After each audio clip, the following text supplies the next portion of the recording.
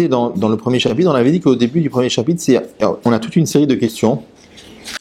Donc les réponses, on les aura beaucoup plus tard. Donc la première série de questions qu'on avait posées, c'était sur un passage de la Gemara, donc dans Masechet Nida, dans laquelle c'est marqué que quand un enfant, avant que la Neshama naisse dans ce monde-là, on lui fait jurer que tu sois un tzaddik et que tu ne sois pas un rachat. Et même si le monde entier te dit que tu es tzaddik, considère-toi comme un rachat. Donc on avait dit que cette braïta, ce passage est difficile à comprendre. D'abord parce qu'il contredit un passage de Pirkei Avot. Dans Pirkei Avot, il est écrit « Ne te considère pas comme un rachat ». Et deuxièmement, on avait dit que c'est...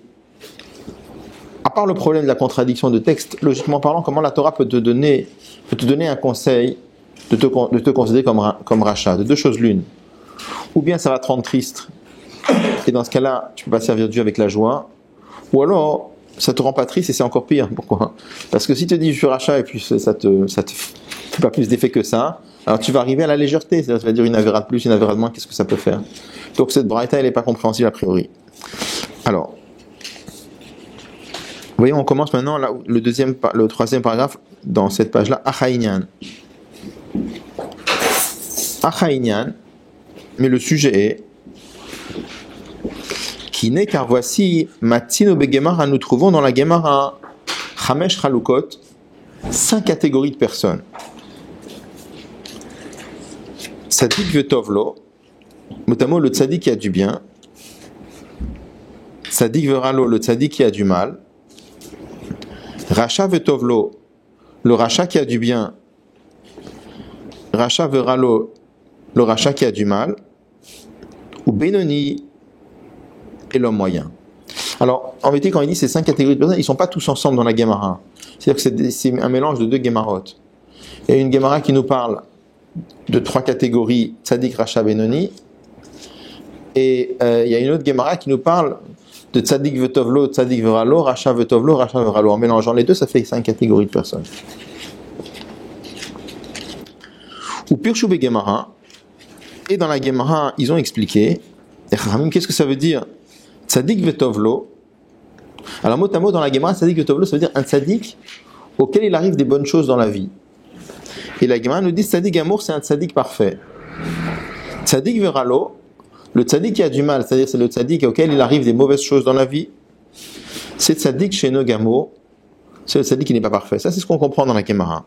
Par contre, Uberaya Mehemna, Raya Mehemna en arabe, c'est une partie du Zohar qui parle de Moshe Rabbeinu, parce qu'en araméen, Raya ça veut dire Roé, un berger, Mehemna, c'est Neeman. Roé Neeman, c'est-à-dire un berger fidèle. Ça, c'est une partie du Zohar qui parle de Moshe Rabbeinu. Dans Raya Mehemna, donc dans cette partie du Zohar, Parashat Mishpatim, Peresh, il explique autrement. Il explique Tzadik Veralo, qu'est-ce que ça veut dire le Tzadik qui a du mal ? C'est pas qu'il a des mauvais événements dans sa vie. C'est pas ça. Shara Shebo, il dit le mal qui est en lui, Kafouf Latov, il est soumis au bien. Kafouf en hébreu, veut dire courbé. Pourquoi courbé, je traduis par soumis ? Parce que quand quelqu'un est courbé, c'est le symbole de soumission. Donc dans le Zohar, dans la Gemara là-bas, on comprend que Tzadik Vetovlo, Tzadik Veralo, c'est le Tzadik qui a du bien, le Tzadik qui a du mal, ça veut dire qu'est-ce qui lui arrive dans la vie. Mais en vérité, dans le Zohar, il donne une expression plus profonde. On comprend du Zohar que Tzadik Vetovlo, Tzadik Veralo, c'est des niveaux de personnes. Tzadik, quand il dit Veralo, c'est l'aura, le mal qui est en lui, il est l'eau, il lui appartient. C'est quoi il lui appartient ? Il est soumis à lui. Alors ça, c'est des choses qu'il faudra expliquer plus tard. Qu'est-ce que ça veut dire ? Après, il amène encore un passage où Begemara sauf Periktet des Brachot, dans une autre Gemara, donc à la fin du chapitre 9 de la Gemara Berachot, Tzadikim, Yetzertov Shoftan. Les Tzadikim, c'est le Yetzertov qui les dirige. Alors on verra aussi que, voyez, le mot pour dire ici, le mot diriger, il utilise le mot Shofet. Shofet, ça veut dire juger. Donc on verra ce que ça veut dire après. Rechaim, les Rechaim, Yetzerara, Shoftan, c'est le Yetzerara qui les dirige. Beinonim, les hommes moyens, Zeveze Shoftan, celui-là et celui-là dirige. Chez l'homme moyen, c'est le Yetzertov et le Yetzerara qui dirige. Bon, tout ça on va expliquer. Là il amène plein de passages de Gemara ou de Midrashim et on va expliquer ça beaucoup plus tard. Là il amène encore une autre Gemara. Amaraba, Rabbah avait dit, Rabbah c'était le plus grand maître c'était un des grands maîtres de la Gemara, un des plus grands maîtres. C'était le plus grand maître de sa génération. Kegon, par exemple, Ana Benoni, moi je suis un homme moyen. La Gemara nous raconte, Amarle Abaye, son élève lui a dit, lâche avec Mar, tu ne laisses pas mettre Chaye la vie, le Cholbri à toute créature. Il dit, toi, qui es le plus grand de la génération, c'est toi qui es le plus grand de la génération. T'es un Benoni, t'es un homme moyen, alors tu laisses pas vivre la génération. Pourquoi tu laisses pas vivre la génération? Parce que dans ce cas-là, nous on est tous Rechaïm. Et c'est marqué, il y a une autre Gemara qui dit que les Rachas, même les Rechaïm, même quand ils sont vivants, ils sont morts. Donc tu laisses pas la vie, ça veut dire si toi t'es Benoni, on est tous Rachas. D'accord? Et dans ce cas-là, on est tous morts.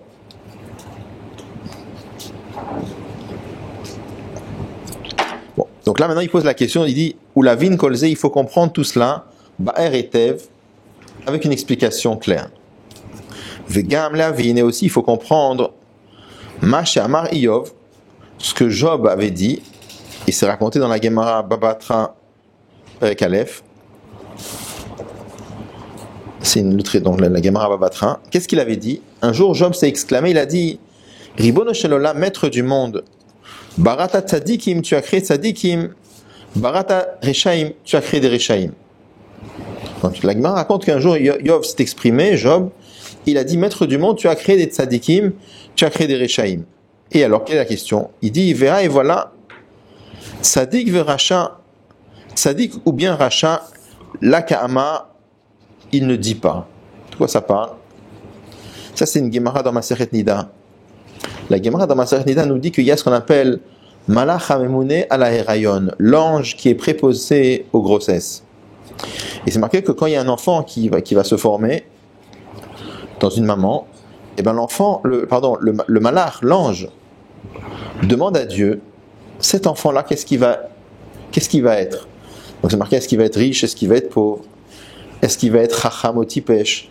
Est-ce qu'il va être intelligent ou est-ce qu'il va être bête? Est-ce qu'il va être ani ou ashir? Est-ce qu'il va être pauvre ou est-ce qu'il va être riche? Et la Gemara dit, aval tzadik veracha lokama. Mais est-ce que l'enfant il va être sadique ou est-ce que l'enfant va être rachat? Il ne demande pas. Pourquoi il ne demande pas? Parce que ça, on a le libre arbitre pour ça. Donc la question qu'il demande ici dans le Tanya, il dit alors comment Yov a pu dire maître du monde, tu crées des Rechaïm, mais tu as créé des Tzadikim, tu as créé des Rechaïm. Ça n'a pas de sens. Tu as créé des gens, et les gens eux-mêmes, par leur travail, deviennent Tzadik ou deviennent Rachat. Comment Yov a pu dire maître du monde, tu as créé des Tzadikim et tu as créé des Rechaïm? D'accord? Donc cette phrase, vous voyez, Tzadik Veracha, il ne dit pas, c'est un passage de la Gemara dans Masechet Nida, où la Gemara dit que l'ange préposé aux grossesses, il ne demande pas à Dieu est-ce que ça va être Tzadik ou Racha. Donc vous voyez, Tzadik Veracha, Lokama, il ne dit pas. Juste, précision juste de grammaire, vous voyez, le mot Ka, quand vous avez comme ça dans la Gemara Ka'ama, le mot c'est Ama. Pourquoi il y a un kouf? Il y a une petite particule qu'on met souvent en araméen, c'est Ka, kouf, aleph, on l'a déjà vu l'année dernière, et qui se colle souvent au mot. C'est quoi? C'est la forme progressive. C'est pour dire il est en train de. Par exemple, vous dites Ochel ou Achal, il mange, il a mangé. Ka Achal, il était en train de manger. Vous voyez? Kama, donc Amar, il a dit, Kama, il était en train de dire. D'accord?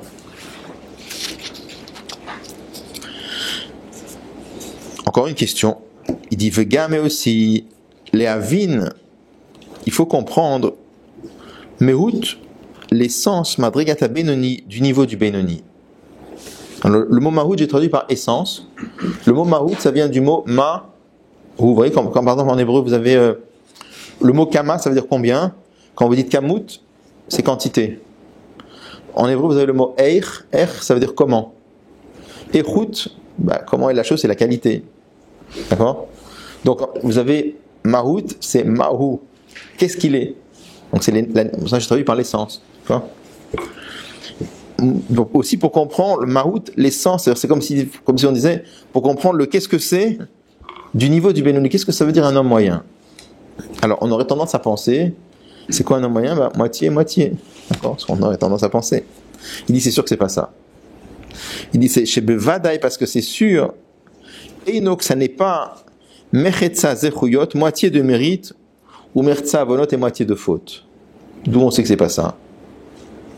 Chez Imken, parce que si c'était comme ça, Erta'a, comment il s'est trompé? Rabat, Beatzmo, à propos de lui-même, l'Omar de dire chez Benoni qu'il est Benoni. Comment Rabat a pu se tromper sur son propre sujet en pensant qu'il est Benoni? Venoda, et il est connu, alors c'est de l'araméen encore, il cite beaucoup de passages de Gemara. De là passait qu'elle ne s'arrêtait pas, poumer sa bouche, migirsa, d'étudier. Sa bouche ne s'arrêtait pas d'étudier. À tel point, que même l'ange de la mort, Loaya Yachol, ne pouvait pas, l'ishlot bo, le dominer, Ve'echaya Yachol litot, et comment est-ce qu'il a pu se tromper, Bemechetza avonot, avec la moitié de péché, chas v'shalom, que Dieu préserve. Ça veut dire comme ça. Rabat, c'était un des plus grands maîtres de la Gemara, et il se marquait qu'il avait un niveau spirituel très élevé.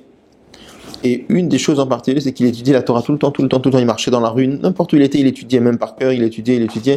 À tel point que la Gemara raconte un peu la même histoire que pour David Ameller, c'est que l'ange de la mort ne pouvait pas le tuer. Parce que comme il étudiait la Torah tout le temps, donc c'est marqué un peu comme pour David Ameller, qu'il a fait un petit bruit quelque part pour lui faire interrompre l'étude, et là il a pu lui prendre un neshama. Bon. Donc en tout cas, il dit comme ça. Qu'est-ce qu'on imagine? On imagine que Rabat, par modestie, il a dit moi je suis un Benoni. Mais c'est quoi la modestie? C'est pas être un menteur.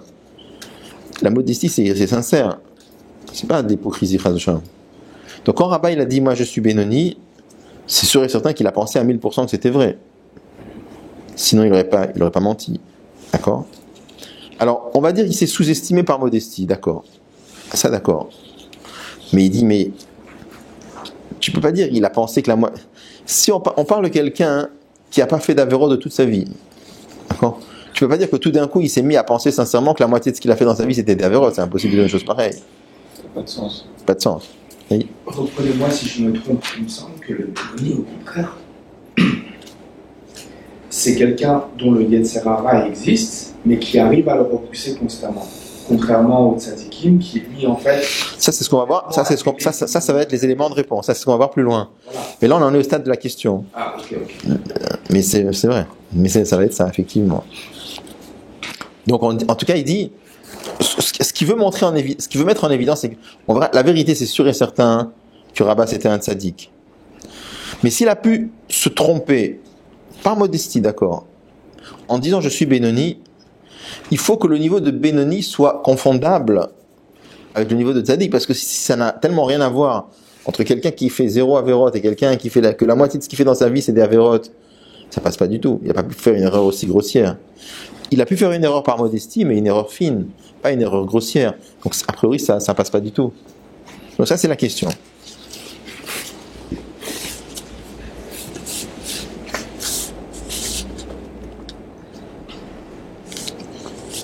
Bon. Donc la question c'est comment est-ce que Rabat, même par modestie, comment il a pu faire une erreur aussi grossière?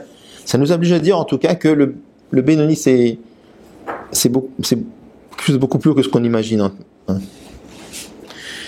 Ve'od et encore. Alors on aurait pu imaginer un Benoni c'est quelqu'un qui fait une seule avéra. Il dit non. Ve'od et encore. Shari Beshash aussi avonot. Quand quelqu'un fait des péchés, même un seul, Nikra Racha Gamor, il s'appelle Racha Gamor. Alors on va dire peut-être un Benoni c'est quelqu'un qui fait un péché, après il fait tchouva. Il dit Vim Achachar Hasa tchouva, et si après il a fait tchouva, Nikra Tzadik Gamor, alors il s'appelle Tzadik. Alors peut-être on va dire un Benoni c'est quoi? C'est quelqu'un qui fait une transgression que des paroles des Chachamim, pas des paroles de la Torah. Il dit ça aussi c'est pas possible. Ve'afilu ha'over, et même celui qui transgresse al isur kal, une interdiction légère, shel divrei sofrim, des paroles des chachamim, mikre racha, il s'appelle racha, il donne les références, qui est des ita comme c'est marqué beperek be de Yevamot, au deuxième chapitre de la Gemara Yevamot, ou beperek kama, et le premier perek de Nida de la Gemara Nida. Le mot kama en araméen c'est le premier. Quand vous dites baba kama, Kama, c'est en araméen, c'est le premier. Et là, il va aller plus loin maintenant. Il dit Ve'afil ou Mishiesh Beadolim Chot. Même quelqu'un qui a la possibilité d'empêcher une autre personne de faire une avéra. Limchot, notamment, c'est effacer. Dans le sens empêcher. Il a la possibilité d'effacer une avéra, c'est-à-dire d'empêcher quelqu'un de faire une avéra. Ve'eino moche, il n'empêche pas. Nikra Racha, il s'appelle aussi Racha. Comme on voit le Perek Vav de Shavuot dans le 6e chapitre de la Gemara Shavuot. Et il dit dans ce cas-là, parce qu'on parlait de transgression, il dit V'kol shken v'kal v'chomer. Kol shken en hébreu ça veut dire à plus forte raison. Donc il dit deux fois à plus forte raison. Donc il dit à plus forte raison, bimvatel eizo mitzvah tassé, si quelqu'un annule une mitzvah positive, chez Charles le Kaima, qu'il est possible d'accomplir. Kemo, comme par exemple, Kol chef Charles la Sokba Torah, tout celui qui a la possibilité d'étudier la Torah. Ve'eno, c'est qu'il n'étudie pas. On va dire quelqu'un avait un quart d'heure devant lui, il aurait pu étudier. Il avait un quart d'heure de livre.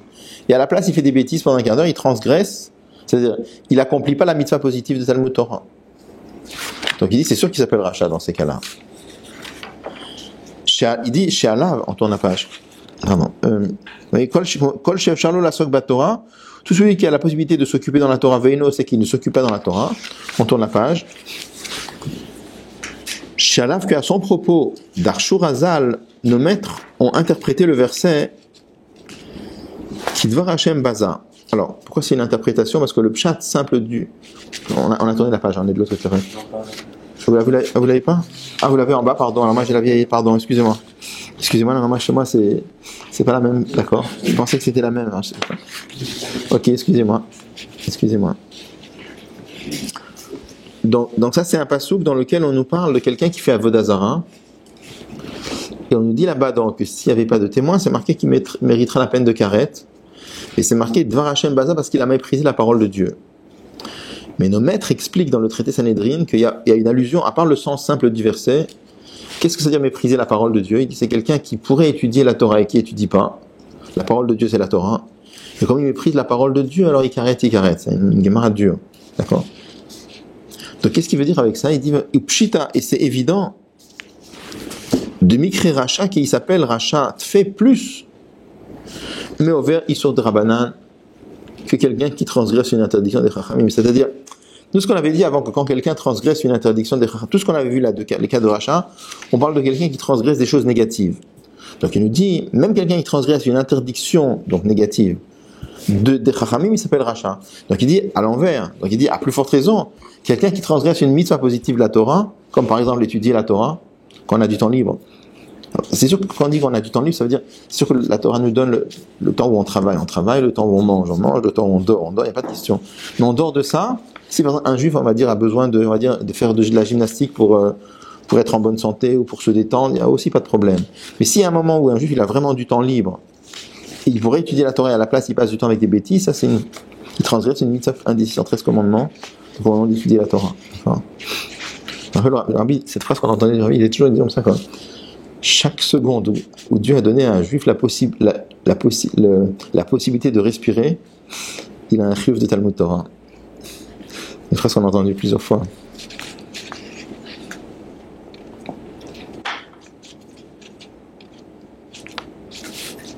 Alors, ve'imken, et si c'est comme ça, al-kochin, c'est une expression de la Gemara qui veut dire malgré nous, qu'on le veuille ou qu'on le veuille pas. On est obligé de dire qu'à Benoni, l'homme moyen en question dont on a parlé tout à l'heure, Einbo afilu avol bitul Torah. Il n'a pas la faute de bitul Torah, il n'a pas la faute de ne pas étudier la Torah quand il a du temps libre. Pourquoi? Parce que si il avait la faute de bitul Torah, il s'appelle Racha. D'accord? Donc c'est pas un Benoni. Donc où est-ce qu'on arrive avec ça? On arrive avec ça qu'on a compris que l'homme moyen, on n'a pas compris ce que c'est pour le moment. Même si tu as donné la réponse, mais à ce stade-là, on n'a pas compris ce que c'est que l'homme moyen. Mais on comprend que c'est quand même un très haut niveau. Parce que c'est quelqu'un qui ne fait pas d'avérote. Pourquoi il ne fait pas d'avérote? Parce que dès qu'il fait une seule avéra, il s'appelle Racha. Donc, on ne comprend pas pour le moment, au stade où on est maintenant, on ne comprend pas la différence entre le tzaddik et le Benoni. On comprend déjà mieux que le tzaddik, même si on n'a pas compris ce que c'est, on comprend que c'est un haut niveau, et déjà on comprend mieux que Rabat il a pu se tromper. Et c'est ce qu'il va dire. Par contre, on est tous des Rachaïm. Oui, dans ce cas-là, oui. Ouais.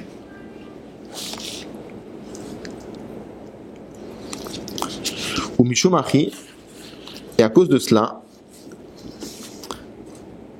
on verra après dans le niveau de rachat, il y a beaucoup de niveaux. On verra après dans le. Alors, au Mishumachi, à cause de cela, Rabba Beatzmo, Rabba a pu se tromper sur lui-même, Loma, Shou Benoni, en disant qu'il est Benoni. Ça veut dire, on n'a pas vraiment compris, mais en tout cas, on comprend que c'est confondable. Puisqu'un Benoni il n'a pas d'avérote, et un tzaddik n'a pas d'avérote, la différence on ne sait pas, mais on comprend qu'on peut se tromper en tout cas. D'accord? Bon. Là, Aga, c'est une petite note. Alors, là, vous voyez, c'est une impression par ordinateur, mais dans la version originale du Zania, peut-être on en aura. Il y a une petite note sur le côté de la page. Donc, il demande une question. Qu'est-ce que c'est la question? Ce qui est écrit dans le Zohar, dans la troisième partie, page 231. Là-bas, c'est marqué comme ça. Là-bas, c'est marqué tout celui qui n'a pas beaucoup de péché, c'est un tzaddik veralo. C'est curieux. Pourquoi? Parce que c'est en contradiction totale avec tout ce qu'on avait vu avant. Là-bas, on comprend qu'on parle d'un tzaddik qui a du mal. Il a quelques péchés. Nous, on avait vu que même quand il a un seul péché, il s'appelle déjà rachat. Donc c'est une contradiction totale. Alors il répond. Il dit Ishelat Rav Amnuna l'Eliyahu. Il dit c'est pas une affirmation, c'est inclus dans la question que Rav Amnuna avait demandé à Eliyahu Hanavi. Au stade de la question, il a pensé une idée comme ça. Aval le fit Shvat Eliyahu Sham, mais d'après la réponse de Eliyahu là-bas, Pirosh Tzadik Veralo, l'explication de Tzadik Veralo, c'est comme il a expliqué dans Raya Mehemna, le morceau du Zohar qu'on avait cité avant, Parashat Mishpatim, d'Hillel que nous avons cité précédemment. C'est-à-dire, c'était quoi le Tzadik Veralo? On avait dit que le mal qui est en lui est soumis au bien. Donc en réponse, qu'est-ce qu'il dit là? Il dit ce que tu pourrais comprendre a priori dans le Zohar, il dit, ça reste pas, c'est au niveau d'une question que Rav Amnuna avait posée à Eliyahu Hanavi. Mais dans la réponse d'Eliyahu, c'est que cette idée elle est complètement éloignée. Cette idée-là, elle est complètement éloignée. De dire qu'un tzaddik veralo, il a quelques avérotes. La question qu'on a, c'est comment Rav Amnuna a pu penser une chose pareille, même dans la question. Pour ça, il dit Veshivin panim la Torah. Il y a 70 visages dans la Torah. Ça veut dire quoi? Chaque sujet dans la Torah, il y a 70 façons de comprendre. Il veut dire par là que Rav Amnuna, il savait que c'est pas ça, le tzaddik veralo. Mais il a pensé qu'il y a peut-être un des 70 visages dans la Torah dans lequel le tzaddik veralo, il a un petit peu d'avérote. Et la réponse de Yahou, c'est de lui dire, il n'y a même pas un des 70 visages dans la Torah, on peut dire une chose pareille. Bon. Là, maintenant, il va poser une question qui est beaucoup plus forte, a priori.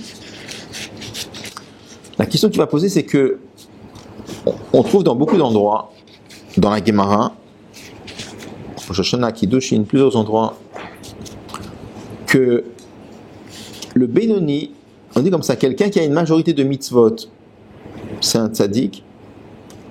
Quelqu'un qui a une majorité d'averot, c'est un rachat. Et celui qui est moitié-moitié, c'est le Benoni. Ça, c'est marqué par rapport au din de Rosh Hashanah, au jugement de Rosh Hashanah. Et c'est rapporté même dans le Rambam. Le Rambam, quand il parle des dinim du jugement de Rosh Hashanah, il amène ça aussi. Donc, a priori, c'est une contradiction totale avec tout ce qu'on a vu avant, et c'est des Gemarot aussi, parce que le problème qu'on a, c'est que les autres, c'était des Gemarot. Tout ce qu'on a vu, que quand quelqu'un il a une seule avéra, il s'appelle Racha, c'est une Gemara. Et ça, c'est une autre Gemara. Donc c'est une contradiction entre les Gemarot, on est un peu perdu. Alors je vais dire la réponse par oral. Il va expliquer que le mot tzaddik, Racha ou Benoni, il peut s'utiliser de deux façons. Il y a le sens figuré, et il y a le sens réel. Il dit qu'on peut utiliser le mot tzaddik. Un exemple. Quelqu'un est accusé et soupçonné de crime. D'accord? On l'amène au tribunal, et finalement il y a un petit problème entre les différents témoignages, et on n'a pas de preuves suffisantes pour le mettre à mort.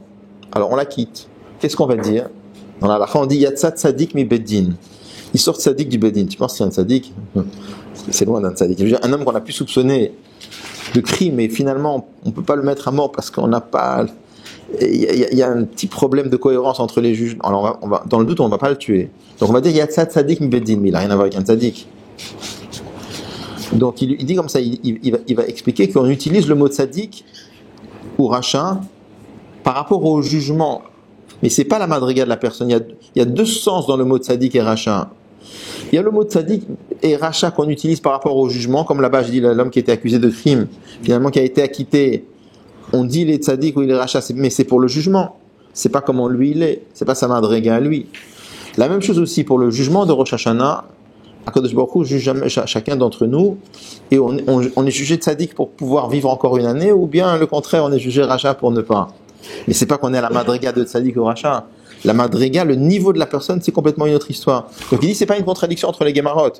Toutes les Gemarot qu'on a vues avant, on parle du niveau de la personne. Et cette Gemara là-bas qui nous dit que majorité de mitzvot c'est tzaddik, majorité d'Averot c'est rachat et moitié c'est Benoni, on parle juste les mots techniques de tzaddik, rachat, Benoni pour le jugement. D'accord. Alors j'ouvre encore une parenthèse. Le Rambam lui-même il demande, parce que normalement on dit que quand quelqu'un il est rachat, alors il ne va pas vivre l'année d'après. Donc le Rambam demande la question, il dit comment ça se passe. Il dit on voit plein de gens qui font d'Averot et Gebarot rachat mais ils vivent l'année d'après. Donc sur ça, le Rambam explique que ce calcul, majorité ou pas majorité, il dit il n'y a que Akadosh Baruch Hu qui peut le faire. Parce que le calcul des mitzvot et des averot, c'est pas juste un nom, il y a plein de choses c'est pas mathématique, c'est-à-dire qu'il y a plein de facteurs qui rentrent en ligne de compte que nous on peut absolument pas mesurer. C'est par exemple, tu peux avoir des fois un juif que pour lui, par exemple, fermer son magasin Yom Kippour, c'est une messirut nefesh incroyable parce qu'il vit dans un milieu où on va se moquer de lui, puis tout le monde va lui faire un scandale, et quand même il fait l'effort de fermer son magasin Yom Kippour. C'est très possible que pour lui, il a plus de mérite qu'un autre juif qui fait des choses extraordinaires. On peut pas. Donc en tout cas, le Rambam explique que cette histoire de comptabilité d'Averot, personne en dehors d'Akadosh Baruch Hu peut tenir un registre de comptabilité pareil, d'accord? Ça c'est que Akadosh Baruch Hu qui peut savoir. Ça c'est juste pour la question qu'on peut se poser, quoi. Bon. Alors regardez maintenant. Donc là, on a vu la question et la réponse. On va la faire sur les mots. Alors, Vera d'Amrinan, et ceux que l'on dit Be'alma en général, de Mertza al Mertza, que moitié, Mikre Benoni, qui s'appelle Benoni, Verov Zechuyot, et que la majorité de mérite, Mikre Tzadik s'appelle Tzadik. Donc, sous-entendu, contradiction totale avec tout ce qu'on a vu avant. Réponse. Il dit Ushem Amushal, il dit c'est un sens emprunté, c'est un sens figuré. Les Inyan Srar Vonesh, pour la question de récompense et punition. C'est une utilisation du mot Tzadik et Racha, mais c'est par rapport au jugement. Le fiche Nidon Acharubo, parce que l'homme est jugé selon la majorité. Ou Mikre Tzadik, et il s'appelle Tzadik, Bedino dans son jugement. Machar chez Zoché Bedin, après qu'il a gagné le jugement. Mais il s'appelle Tzadik Bedino. C'est pas que lui il est à la madriga de Tzadik. Aval, mais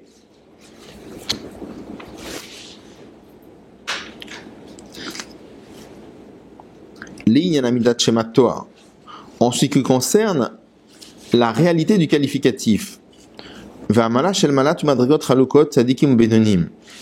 et la supériorité des différents niveaux de tzadikim ou benonim, en ce qui concerne donc la réalité du niveau, Amrou Razal, nos maîtres, Razal Seraboté, nous zichronam livracha, nos maîtres de mémoire bénis, nos maîtres disent tzadikim yetzer tov shoftan, les tzadikim c'est le yetzer tov qui les dirige. Shenemar, comme il est dit, belibi chalal bekirbi, David Amelech avait dit mon cœur est vide dans moi. She'enlo, ça veut dire quoi mon cœur est vide en moi? She'enlo yetzerara, il avait plus de yetzerara, qui a go betanit, car il avait tué par le jeûne et par la teshuva. Donc ça veut dire David Amelech avait dit que il a tué son yetzerara. Et donc de là on va voir que là déjà on comprend que la notion de tzaddik c'est quelqu'un qui a plus de yetzerara. Pourquoi il dit betanit? Parce que de base, c'était après l'histoire de Bathsheba, il avait fait Teshuvah, il avait beaucoup de jeûnes, et dans la Gemara, c'est marqué l'expression Beta'anit. Mais en réalité, ça veut dire avec le Ta'anit et la Teshuvah.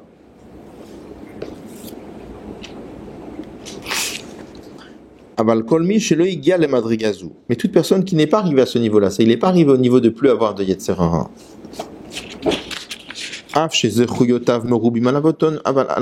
Même si ses mérites sont beaucoup plus nombreux que ses fautes, il n'est pas du tout dans le niveau de Tzadik. Et c'est la raison pour laquelle nos maîtres disent Midrash, Akadosh Baruch Hu betzadikim shem muatim. Akadosh Baruch Hu a vu que les tzadikim seraient peu nombreux. Amad, il s'est levé motamo ushtala, mais il les a plantés bechol dor vador dans toutes les générations.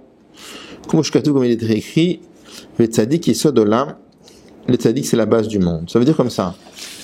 Finalement, on comprend que la madriga de tzadik, ça court pas dans les rues. Un tzadik, c'est quelqu'un qui n'a plus d'Yetzer Hara. C'est ce qu'on comprend. C'est un petit élément qu'on donne. On n'a rien expliqué encore là pour le moment. Absolument rien expliqué. Mais c'est des choses qu'on voit dans la Gemara.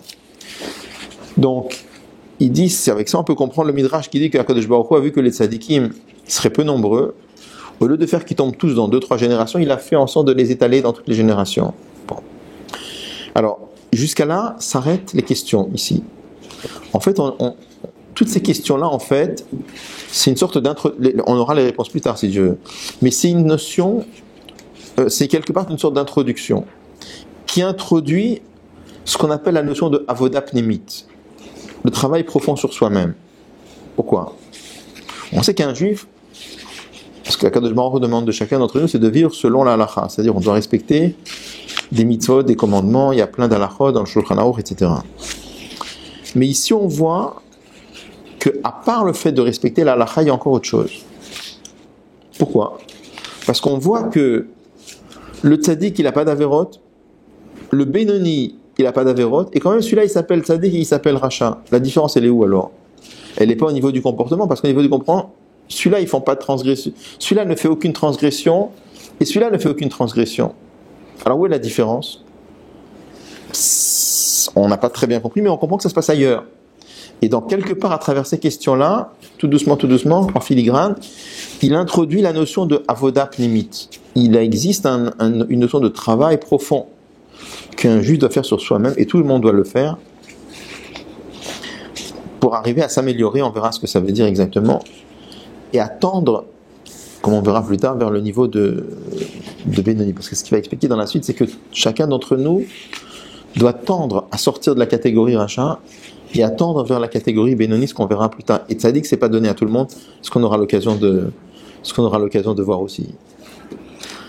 Bon, donc là, si vous voulez, jusqu'à présent, c'est la première moitié du premier Pérec. Là, on pose les questions, mais c'est des questions qui introduisent en filigrane, qui introduisent une notion profonde. Et à partir de là, on va commencer à introduire des notions de base. Bon, beaucoup de bases de toute la chassidoute en vérité, les notions de base. Et une fois qu'on aura introduit un certain nombre de notions de base, on va pouvoir commencer à répondre tout doucement aux questions. Donc ça, c'est un petit peu le plan des événements. Voilà. Écoutez, bonne semaine à tout le monde.